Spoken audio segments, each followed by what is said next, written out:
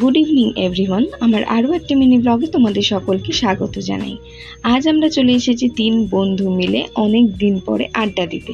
কারণ আমাদের বন্ধু অয়ন থাকে ব্যাঙ্গালোরে, ও কিছুদিনের জন্য এসেছে কলকাতা। আমরা 3 বন্ধু মিলে চলে এসেছি কলকাতায় ভবানীপুর হাউসে। এখানকার অ্যাম্বিয়েন্সটা জাস্ট অসাধারণ, দেখো কতটাই সুন্দরভাবে সাজানো।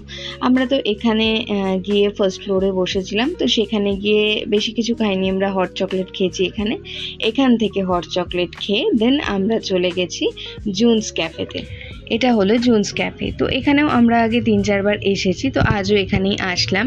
এখানে আস্তে আস্তে আমাদের প্রায় রাত 9টা বেজে গেছিলো। তো আমরা কি খাবো করে এখানে ভার্জিন মইতো আর লিচি ড্রিঙ্ক অর্ডার করে নিয়েছিলাম, আর সাথে ছিল পিৎজা, চিকেন টিক্কা পিৎজা। তো পিৎজাটা মোটামুটি ভালোই ছিল, আমাদের তো বেশ ভালোই লেগেছে।